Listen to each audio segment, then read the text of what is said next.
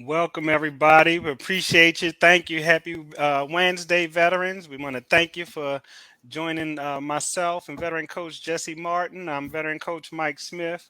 And so, again, just appreciate you joining us, taking the time to join us on this Wednesday for our Facebook Live. And just before we get started with today's topic, we just kind of want to get a feel, sound off in the comments. Let us know where you're tuning in from, what branch you participated in, served, and what years you served, and then how things are going. And we'll get started at about 5 after, give or take. Where's everybody joining us from? What branch and years did you guys serve? I mean, Dr. Mike and I are interested to see who all we have in the audience today. We can't physically see you like we can sometimes, but we'd love to know where you're coming in from and what you served, what you did while you're serving, and what years. Absolutely. Palmdale, California, checking in.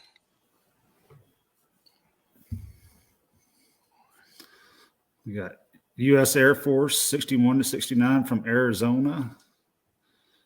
Air Force 11 to 2017. Erica, where you tuning in from today?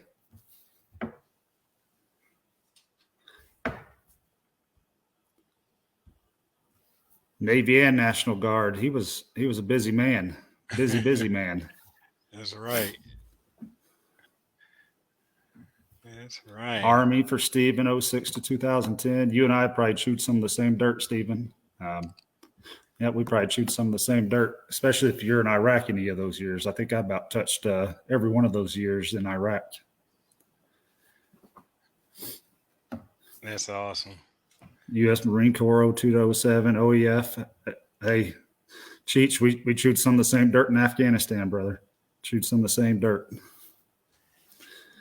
South Carolina National Guard, 92 Alpha and 88 Mike. Whew, they kept you busy down in the motor pool. Say busy, yeah. Oh, yeah. The automated logistics specialist and truck driver. That guy was a busy man. Mm-hmm. David Newsome, Army 87 to 2019. Thank you for your service. Thank you all for your service. I mean, 87 to 2019, that's a long career. Temple, Texas, Santa Clara del Mar, California, U.S. Air Force 71 to 74, Airborne, 82 to 88. Mm-hmm. It's amazing stuff here. Burlington, New Jersey, infantry from 83 to 90. Oh, man. Those are some tough times there. Different military than what I served in. 71 to 72, Camp Eagle. Yeah, Camp Eagle, yep.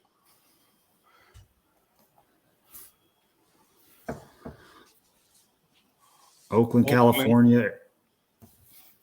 Seems like we got a good group today all over the United States. We got any veterans from overseas tuning in? We got Deborah, Army 88 to 90. We got a lot of Army today. I like it. I'm a little, biased because I was in the Army as well. Riverside, California, Navy 90 to 94. Another Facebook user, a tanker. I hope you weren't very tall because those tanks were a tight fit. Army 86 to 91. Dave Williams out in Virginia, Air Force 76 to 80. Awesome. This good stuff here. And we actually, you're joining us today as we'll be talking about the importance of a nexus. Like, what is it? How to read it, and how to read your rating decision. And before we get started, just about now, I'm gonna go over and do a brief disclosure, just a bit.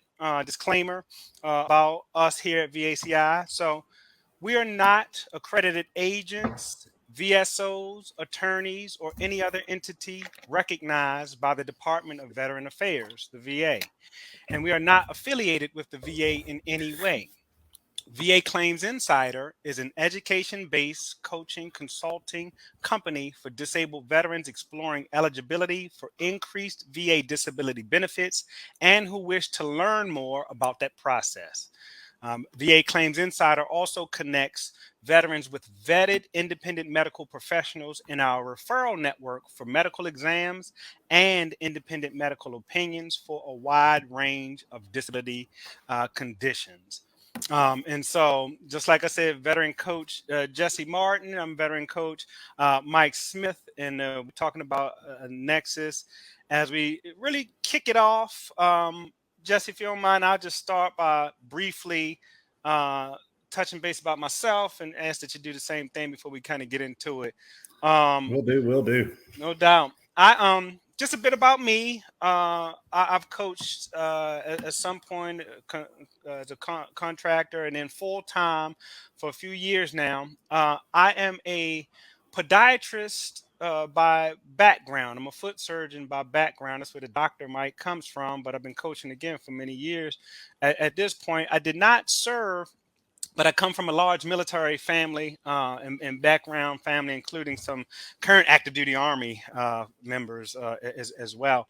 Um, and in general terms, I got introduced to this process as a coach, needing to understand how something could be connected to or drawn on later. And an example that I used basically was a clinical presentation when I was just working as a podiatrist that had a hip fracture from an active duty injury and surgery.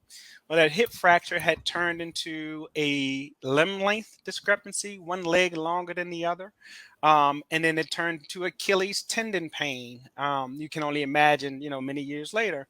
And it was a eureka moment with that 30% hip. I was talking to a then coach at the time who said that veteran should be 100%. You ever heard the term nexus, so to speak? And so I had never, even though professionally I was, practicing, I had never heard it used in that way. So we'll definitely, go over some of that, a lot of that information today. And I'll just give the floor to Jesse to just talk a bit of brief, about himself as well. Good morning, good afternoon, and good evening, everyone. I'm coming to you live from a remote location in Montana because that's what works for me. A little bit about me. I grew up in Arkansas and Texas, and after graduating high school, I decided I didn't want to work on a ranch, a farm, or the pipeline like many of my family members did. So joined the Navy right off the bat.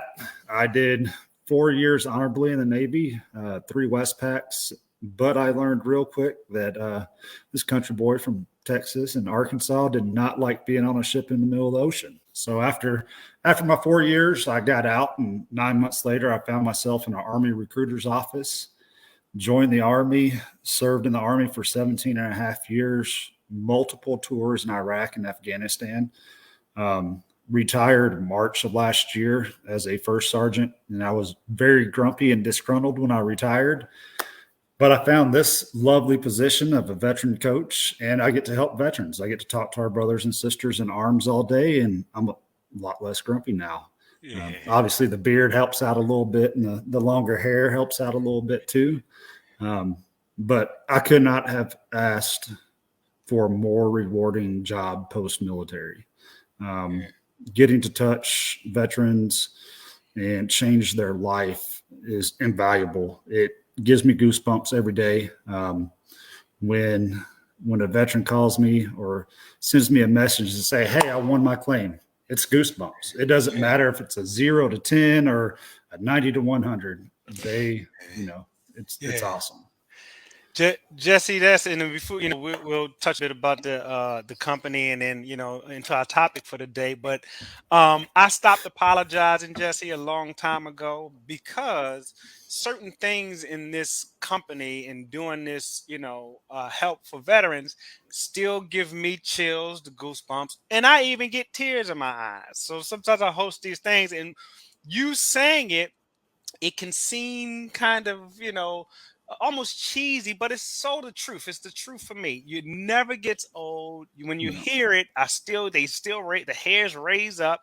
I get ticked because it's part of the process, and you start to understand and appreciate how it can change and help veterans' lives. So I appreciate you saying that, man. And it's really about the relationships we build. I can remember my very first assistance with the claim submission last year.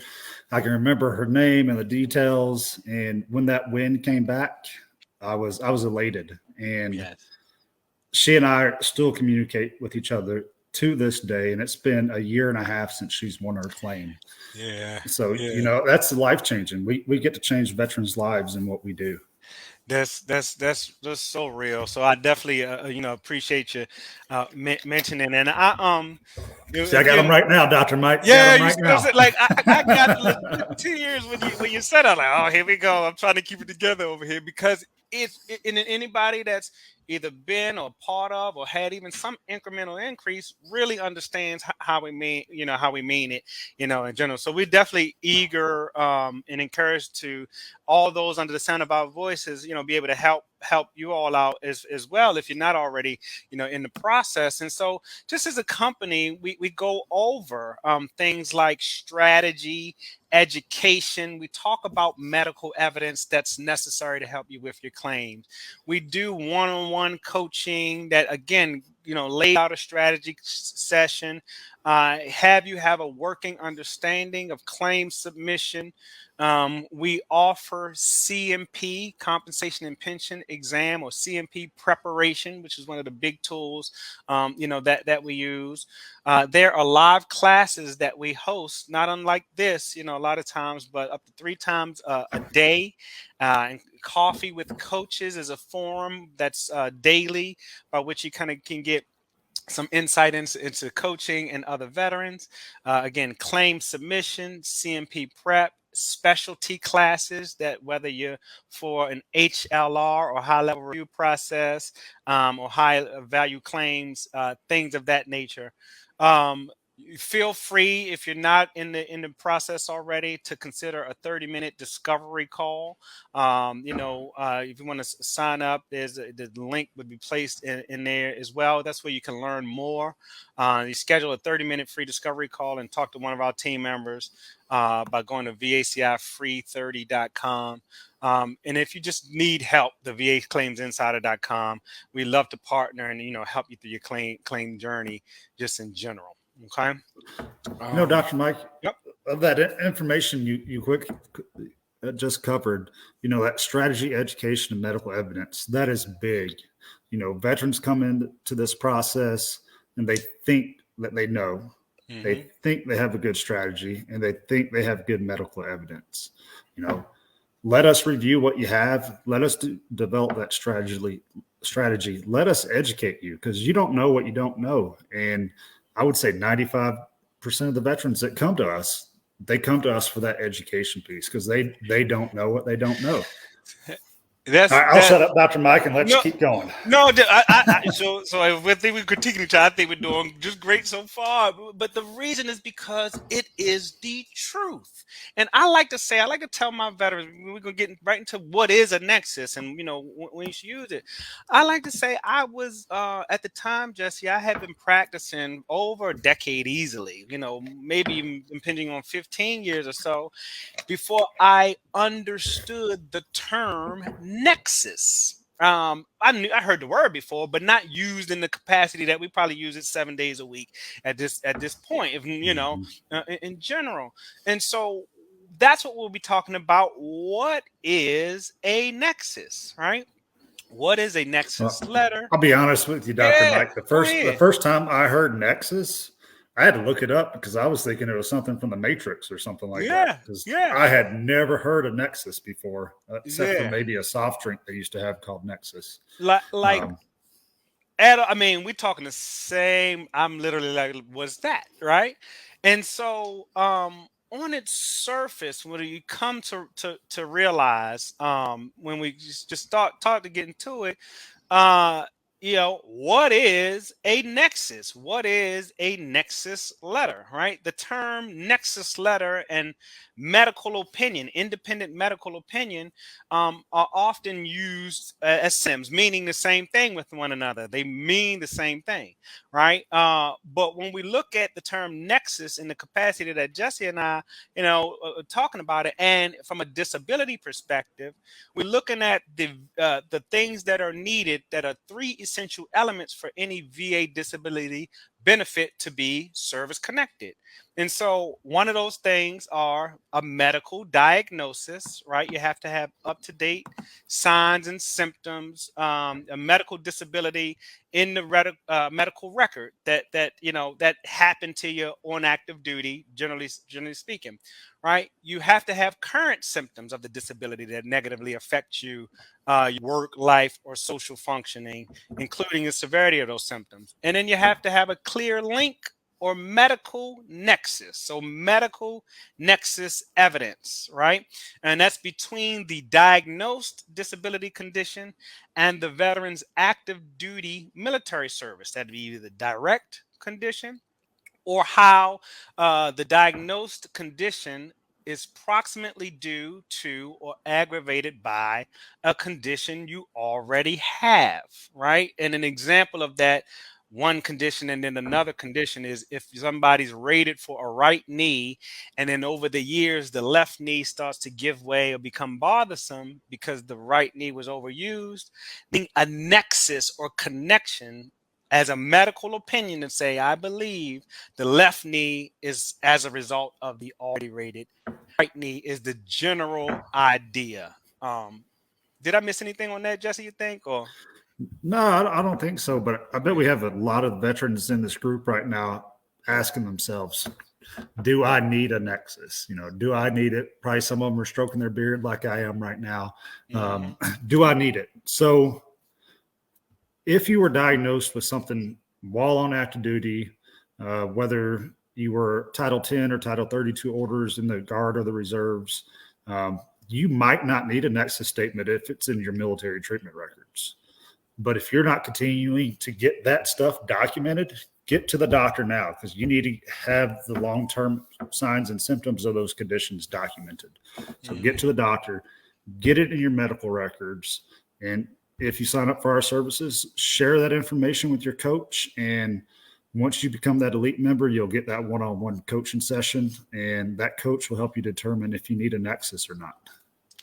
Right. Excellent. And I appreciate you chiming in, Jesse. To dovetail off of that, that's not everybody needs a nexus. This is correct. And oftentimes we'll see that need arise if one was either maybe previously denied in a certain condition, or again, something arose after service or sometime after service, more than a year out of your duty. There are instances where no nexus is needed, and some of those conditions, like we mentioned, that's where you want to maybe get with a coach. Are there presumptive things that one can look at that might not or don't require a nexus?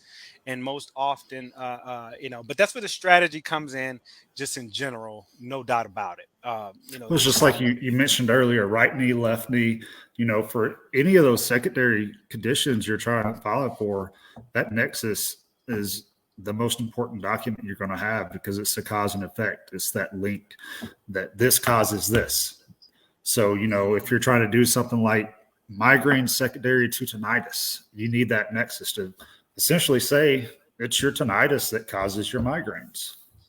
Yeah, yeah, and a lot of times you'll get, and then you let me know if you get to say anything too, Jesse. Like, a lot of times you might get a veteran, or you'll hear a veteran out, and we will have a question and answer session at the end that will handle a lot of these. But hear a veteran, mention, yeah, I know the left is it hurts, right?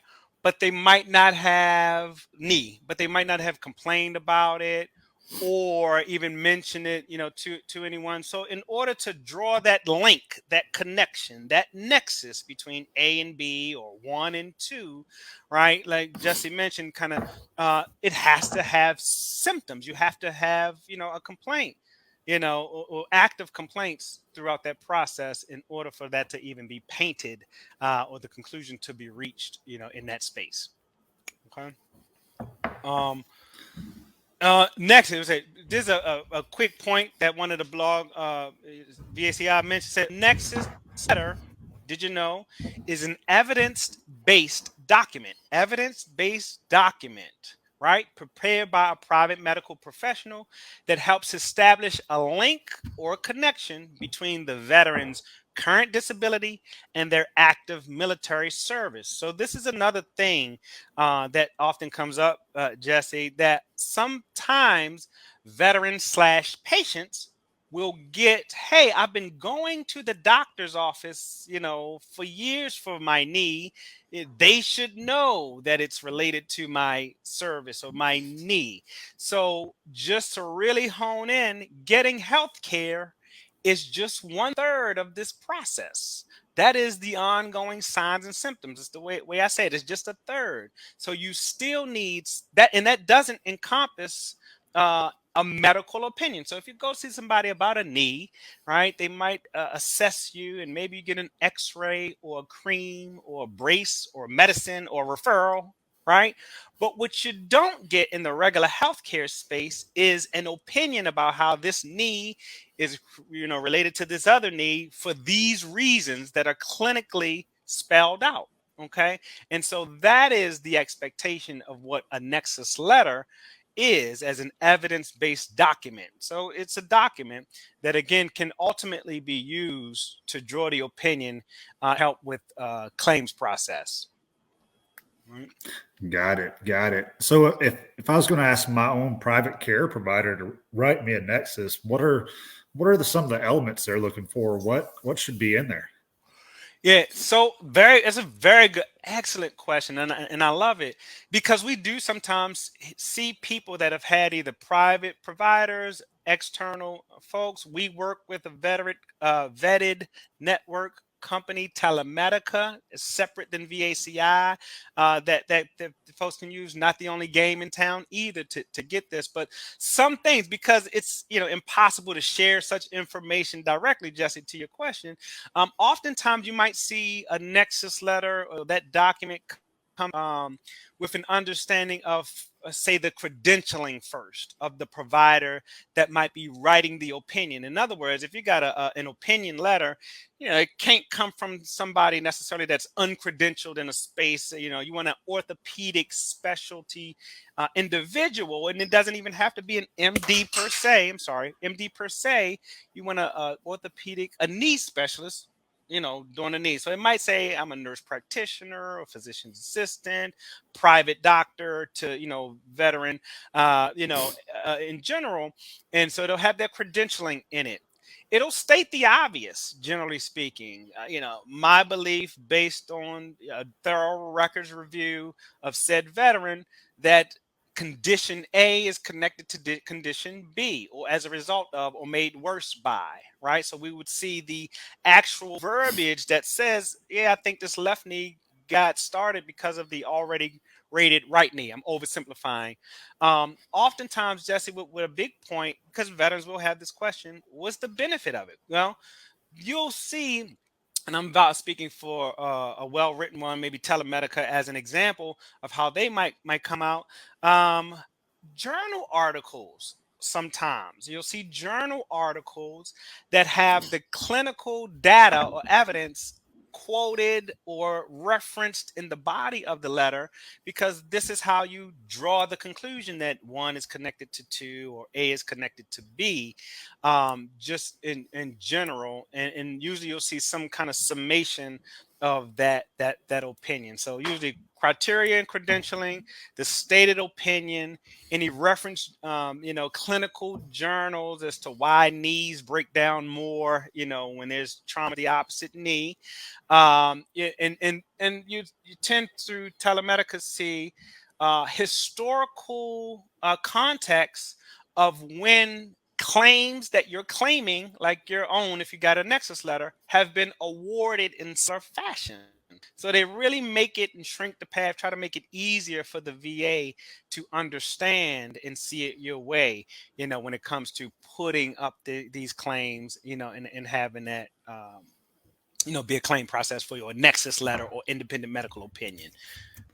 Yeah. So they use VBA citations on Nexus letters? So, yes, in effect, they will they have given the citation number where you might see, similarly at some point historically a left knee was awarded to the right knee, and they can, when they do that, that the idea behind the medical opinion piece, the Nexus letter, is that if you're void of that information, like you mentioned, Jesse, you didn't go enough times, or it appeared later after active duty, is to they leave it up to the veteran to prove it to the VA, so to speak. And so having a citation number where, again, a left knee was awarded similarly to this claim, or several examples of that, just makes it easier for the rater, or even the examiner, more or less the rater, to understand or have them see it your way, is the thought process. Yes is the short answer. So what you're saying is that VBA citation basically says, hey, you did it for this veteran over here, and you should take care of me too. Yes. And in the end, you actually can appreciate that. That's absolutely right. And in the end, I think it empowers veterans, right? There is, it's not all up here at this point, right? You walked funny, with the same example for years. That they, mentioned the right knee already. You find times too, Jesse, that it would deny the claims, where it's not the end all be all. A lot of times when the opinions come back, that was a singular individual's opinion. When if you get to a CMP and get denied like that, so just kind of understanding your resources, especially if you're part of VACI, your resources and that benefit that could come from having that opinion, and then you're referencing your up-to-date signs and symptoms with historical context of previously awarded conditions. Absolutely right, Jesse. So if I didn't have that opinion in the beginning, my claim's denied, I can get a Nexus and always go back at it? Yes, I say, can get a Nexus, always go back at it. Short answer is yes. There are some mentions. Remember, we talked a bit about, do you need a Nexus, right? Mm-hmm. Can you get a Nexus written? I think is a fair and valuable question. Not everybody that wants a Nexus, Jesse, can get a Nexus. Sometimes the gap between these issues, or the facts behind whether it was documented or not, can't be a conclusion that can be readily reached by a medical professional. So the short answer is, there may be instances where it might look like or act like or potentially could be a Nexus situation, but it's just not strong enough data or information to draw the conclusion. That too is true.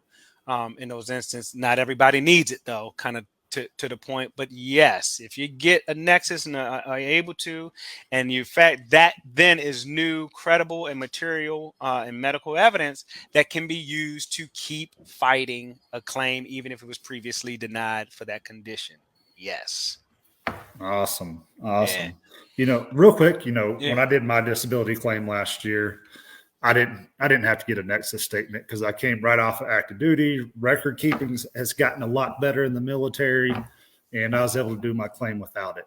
And Yep. I ended up 100% P&T. Yep. For you guys out there that don't have your military treatment records, exhaust all effort to get them.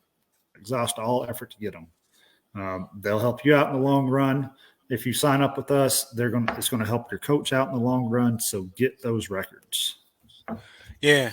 Yeah, getting. I think so. Jesse made two points about not needing, and then there was, out of the end of active duty, they give you a year of presumptive conditions that if you complained about them, they would look at that and weigh it to closer to your active duty time.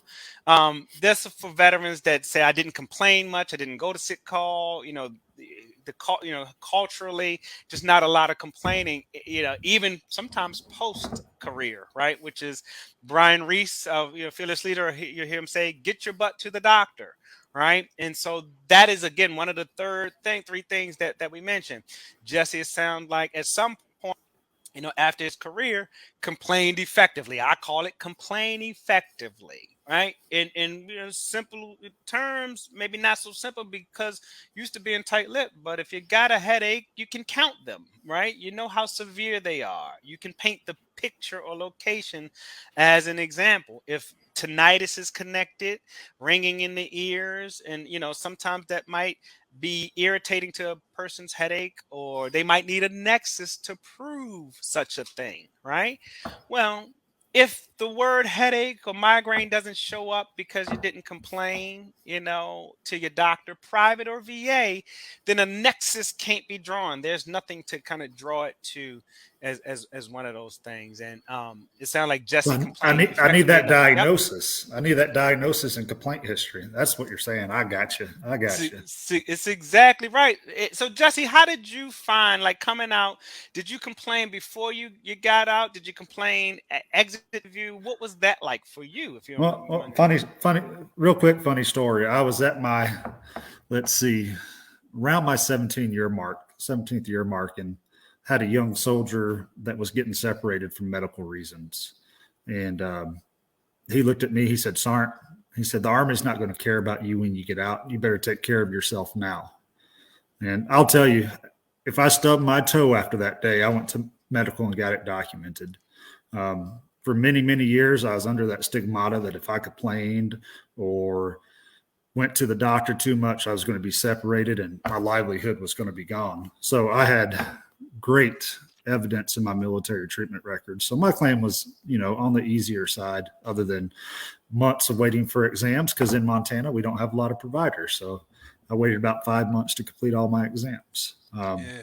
But I had the factual information in my records. I had the evidence in my records, and it made the process easier. Like Dr. Mike was saying, you have that grace period when you leave of 365 days where it's considered presumptive, but that's not always the case either. It's going to come back to, hey, did he or she complain about this on their separation physical? Is there any complaint in their treatment records for it? And if there's not, you're going to need, more than likely, have to get a nexus statement, that cause and effect statement. That's exactly right. And I'll kind of punch in there, just from, again, the blog post. It says, "Do I need a Nexus letter?" Here's a 3-part litmus test that I'll review briefly, right? So it says a Nexus letter is never required. We talked a bit about sometimes how you might not, but however, here are 3 reasons why a veteran might get one. Right? If your disability was diagnosed during service and it's in your military medical record, your service treatment records, you probably don't need a nexus. We went over some of those things as to why, because it's presumptive and you effectively complain. Because you have the medical evidence that the disability existed during your service. However, you still need to ensure, just like Jesse said, the diagnosis, that your symptoms are properly documented in your current medical record. So get your butt to the doctor. That's one point, right? If your disability is, number 2, was not diagnosed during service, or if there are no documented symptoms in your military medical records, you probably will need a nexus letter. Why? Because you don't have the medical evidence that the disability existed during service to kind of let it stand on its own, the way Jesse mentioned. Right. And then the last thing we mentioned, briefly before, was if you're attempting to get service connection from a previously denied VA claim, or trying to file for secondary service connection, a nexus letter is highly recommended, because you need a powerful argument. That argumentative piece, remember, it has the components of usually quoted journal articles, VBA citations previously awarded in similar fashion, credentialing from the provider writing the opinion piece, that powerful argument to overcome the denial, which is the VA's opinion piece. I think we'll go a bit about denials in a second as well. But that medical evidence, that nexus evidence, is new evidence for your claim disability, just in general. So, I think, if I was sitting on the other side of the fence, like many of these veterans are right now, I think I'd do that free 30-minute discovery call just to talk to one of our representatives and, get some information on maybe if you need a nexus or if you don't. The great thing about us is, we don't charge veterans anything unless we help you win your claim. So unlike other organizations that do the same thing as us, we're very low risk to you. Mm-hmm. That's absolutely true. You say unless the lumber doesn't change, you don't get a bill. So you'll see that in process. We want to help you succeed. It gives us physiological changes that we enjoy on some level, the goosebumps in otherwise, but very, very important, especially the strategy call. If you're on the fence about it, you'll get a chance to, again, and we'll handle some of the questions even in this moment, but very important to see how that could absolutely help you, again, especially if there's denied or if it came about years after service. Right? Don't even think that if it's been years after service, okay, and you haven't tried, that you can't still pick it up, right? So a few Vietnam veteran era, veterans that have gone through and been successful in the process even years later. Not everything can get a Nexus letter. I think we might have broached that subject. Sometimes, again, it's too great, or they can't stand on, they can't put their license on certain opinions that just they can't find the data in your records or outside to actually write that opinion piece. Some things You that know, kind of go down. you just brought up a good point when you mentioned Vietnam veteran. Um, the VA is ever changing their presumptive conditions. Like recently, the PACT Act was approved, which most veterans think it was for burn pit presumptives, but the further you dive into it, it reaches back to Vietnam and actually opens up different locations for Agent Orange exposure. So that's that education piece we're talking about. That was a very large document, and to be honest, most veterans aren't going to go through every page of that. Hmm. We break it down, we take the key points, the highlights out of it, and we educate veterans with it. Absolutely, absolutely. It's an excellent point, and I think we already had before we get to Q&A, but we already had a couple questions that flowed similarly, like the PAC Act. So that's a good point. And I found, especially early, we use words like nexus, we use words like CMP, we use words like connections, just in general. And sometimes for veterans just getting started, it's not as evident. So even PACT Act and presumptive, right? So tinnitus, I'll use the presumption that if you had loud noise exposure on your paperwork, your MOS, your duties in general, that there's a presumption that you might have had some hearing loss or potential tinnitus condition. So you don't have the same burden of proof to have stopped and complained about a hearing loss, tinnitus, ringing in the ears, that you might about a back, being struck by a truck. That was a true thing. The veteran didn't complain after a motor vehicle, incident. So it was impossible to get him a Nexus letter in that space. Um, but even kind of to segue right beyond needing that needing that documentation, needing that proof that A is connected to B, and to submission, the decision letters that come back, whether it's favorable or unfavorable, sometimes the volume, the look of them can all be intimidating. I've had semi-favorable letters be misconstrued as a denial letter, so to speak, because it's a lot to for the veteran to intake. And so we also want to just kind of wanted to touch base on like decision letters and beyond, getting a nexus and submission, kind of through the decision process and everything like that. as well before we get in the Q&A to finish in a few minutes. I can tell you, Dr. Mike, when I Yeah. got my decision last year, it was like this thick. There was so much information in there. Some was very, very pertinent, and there was just some information that was very generic. Yeah. The key things to a decision letter is there's 4 elements to it. There's an introduction, the decision, a list of all the evidence that was taken into consideration, and the reasons why they made the decision. The 2 most important areas, in my opinion, one is the decision. 2, what evidence did they use, and what was the rationale on why they made the decision they did? For me, one of the very first things I ask from my veterans is show me your decision letters, because there's a lot of great information in there. Even if it's a denial letter, there's information in there that we can use to help that veteran have a successful claim. All pages, right? Oh, I got the goosebumps again. You hit it on the head. I had a veteran, and I tell a story. I liked it because, again, you get the letter, and sometimes the language, again, almost like it's copy and paste, almost kind of, intimidating, for lack of a better term. You want to know the connection or denial, right? You want to know that. The table of contents. What was looked at? Jesse, I've had a denial come back more than one over the time. Denial come back, and as a veteran, as a veteran coach, we're kind of educated to look at it. You'll be, look at it a certain way. But in the things that were considered, they give it like a table of contents as part of those decision letters.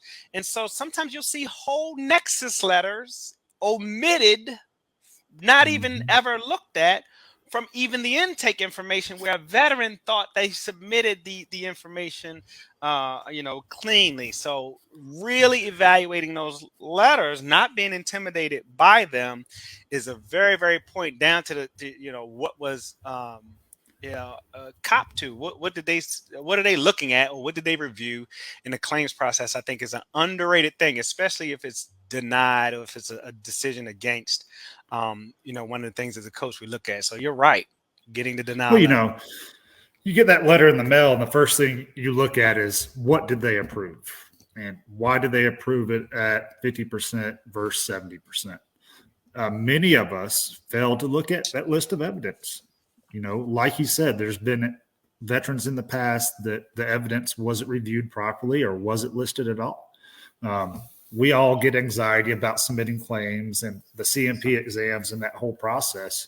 But the VA, they're humans too. They make clerical mistakes.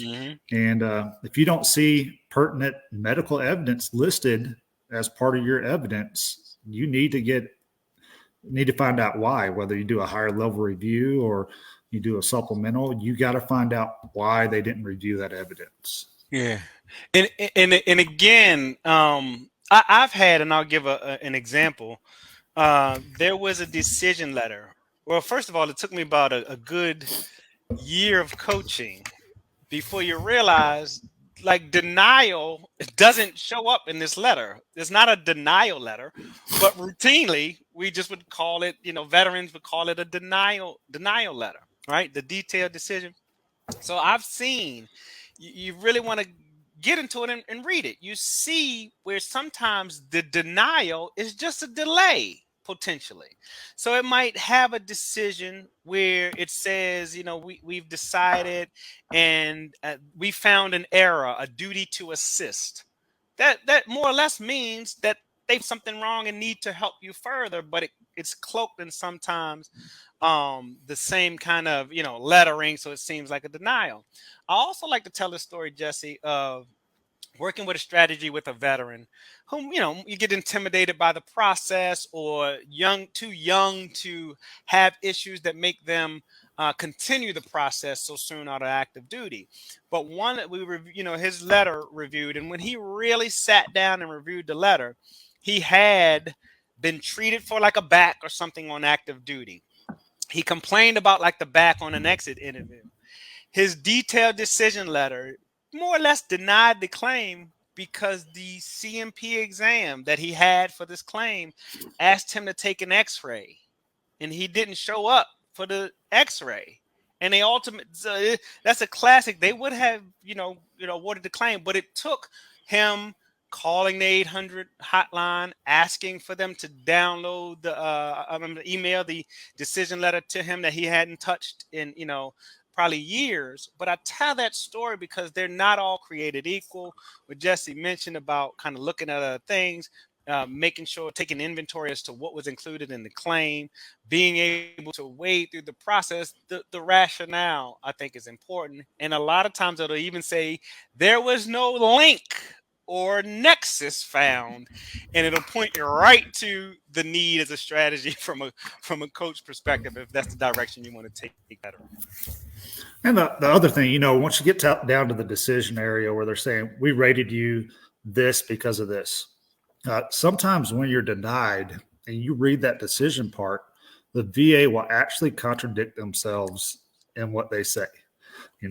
They will deny the specific condition, but the very last sentence, they'll say, you had a qualifying event while serving, and leave it at that. And that will be under the favorable findings section of the decision. So you got to read it. If you got to take a ruler and slide it down as you read, you got to read it line by line. Excellent. No doubt about it. Excellent point. Just in general terms. And I guess we'll just bounce off of, and we'll see. Kind of just segue into our question and answer. Just answer a few questions that come out from there. And some people, it just kind of affirms some of these in the chat here. A veteran Michael Andy said, I went from 20% for my right knee to 100% PNT for PTSD. Another Facebook user said, I learned the importance of a Nexus letter when I came to VACI, went from 50 to 90%. Michael, 100% today.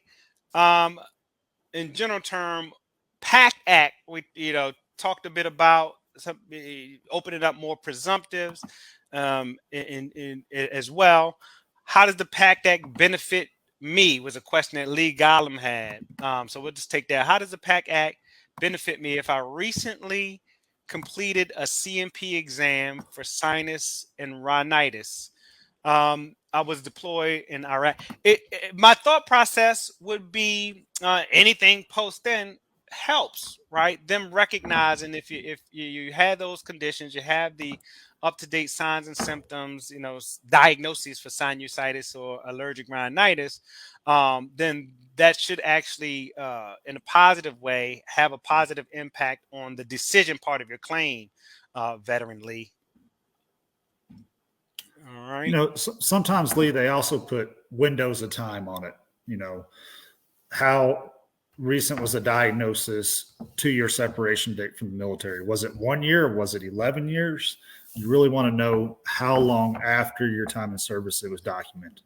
And it's a little different for the reserve members and the National Guard members. That's based off of your last active duty time. So if you go on a deployment, essentially you have 10 years from your redeployment date. So those dates become really important. And like Brian says, get your butt to the doctor. Get your butt to the doctor. We can't say that enough. Absolutely. I like to point out before I'm going to take a question from Charles, but I like to point out, get your butt to the doctors with technology can look a lot different, right? So, yeah, but it could also look like you're virtually talking to your doctor in a similar fashion like this. It could be a telephone encounter for folks that we'll be talking about, talking your symptoms through. It could also be like a virtual messaging system or secure message if the folks that have VA. And some private insurers also have private messaging or email systems or portals that they use too, if you want to, in between visits, document your symptoms or at least tee them up for the get your butt to the doctor, a clinical exam, right? Charles Bala mentioned in the chat that he's not with a coach yet, But understanding is it depends on your situation, the reason for your claim.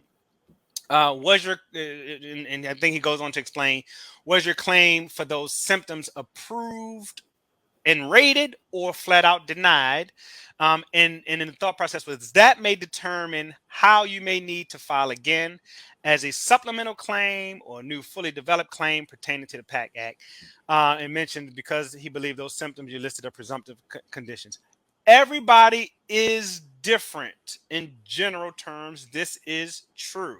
So one person's deployment history that might have a PAC Act presumptive, same person served in same time may not have the same claim packet because the diagnoses or the symptoms or the conditions are different, right? And so it absolutely all depends.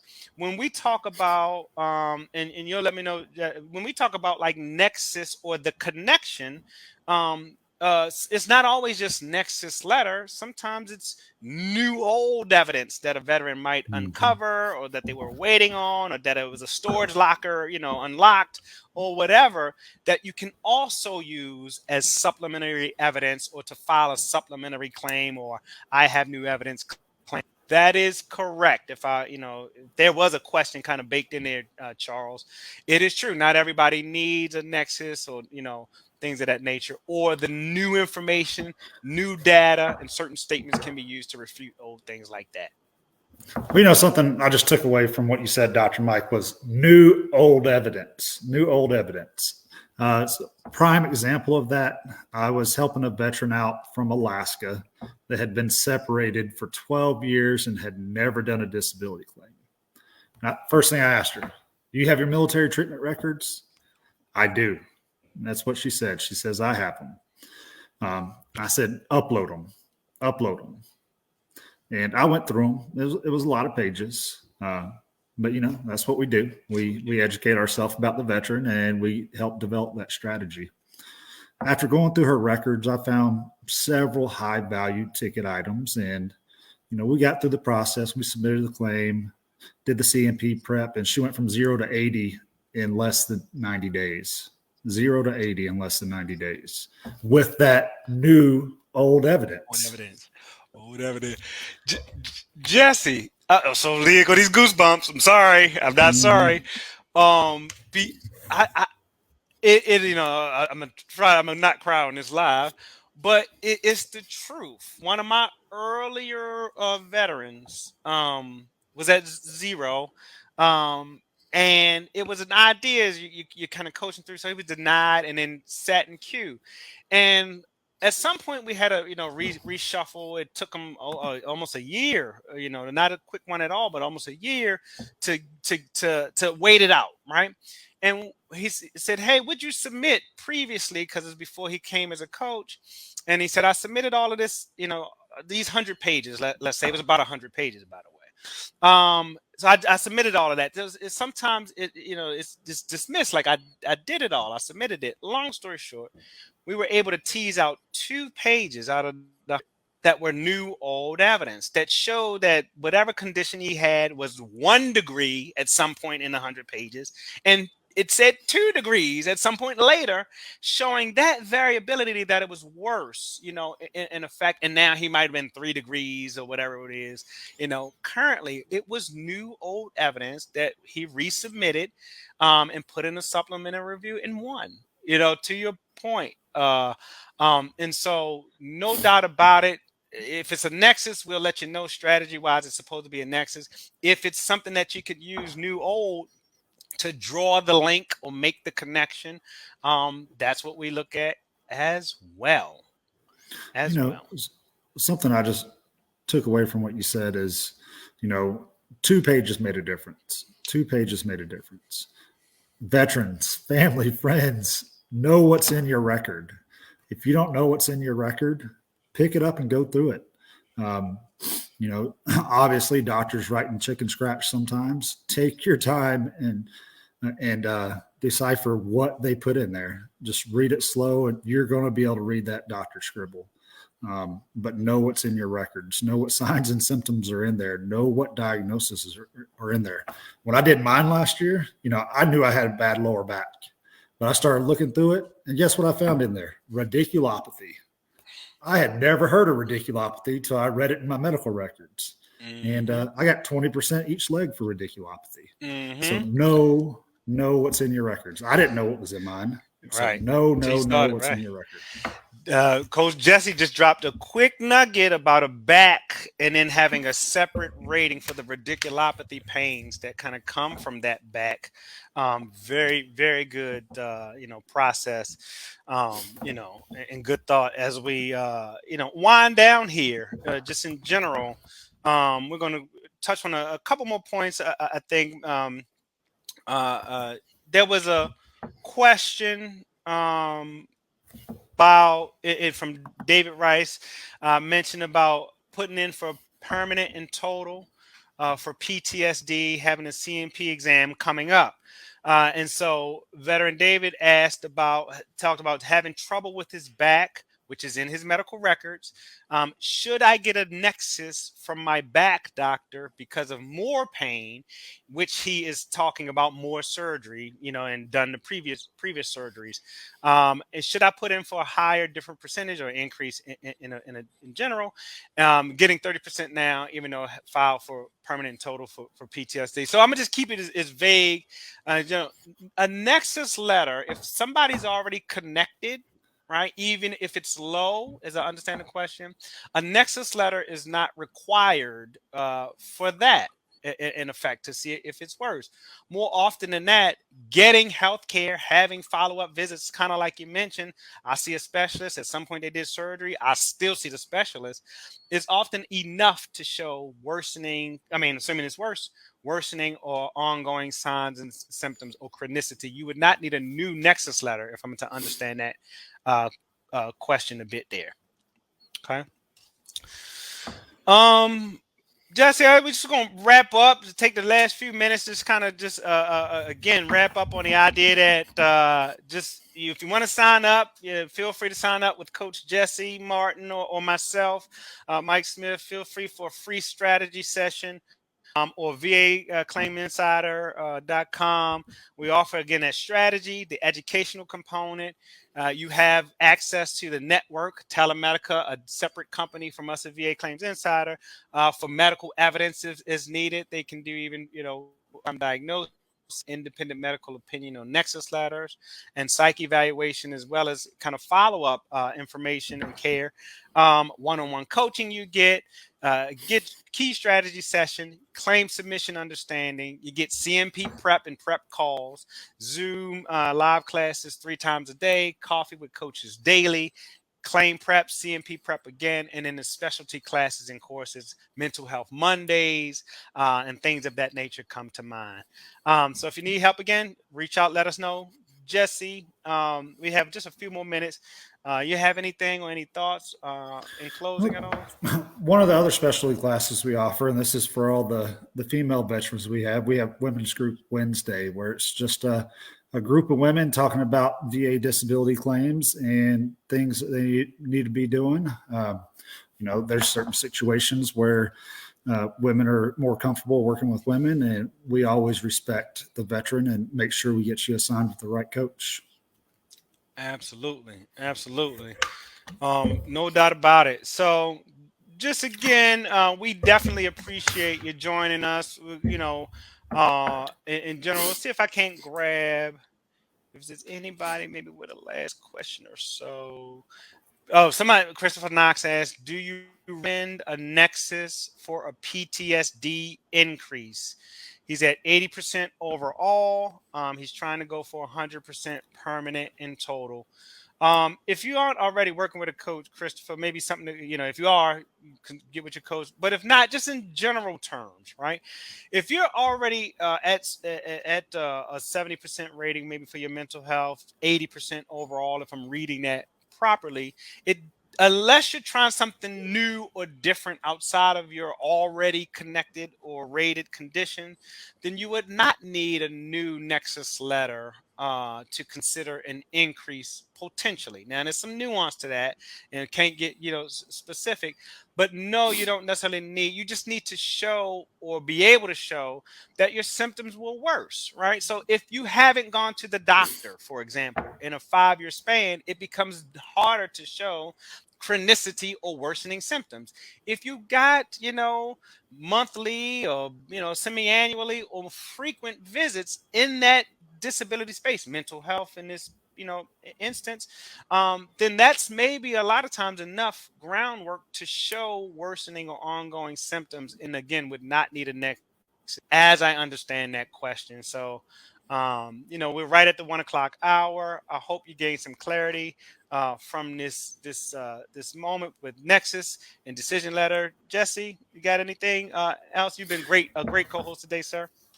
Yeah, I've enjoyed it, Dr. Mike. Hey, you guys all have a great day. If you need help, please reach out to us. Please reach out to our organization, and you guys all have a great day. And we appreciate you. Thank you for joining us. Look forward to the next one. Feel free to sign up for our classes, VACR 1, for as many times as you need to. If you need a Nexus, we can actually help you there with Telemedica, vetted professionals. Get with your coach, sign up with myself or Coach Jesse. He'll take good care of you. Anything you need, find us here.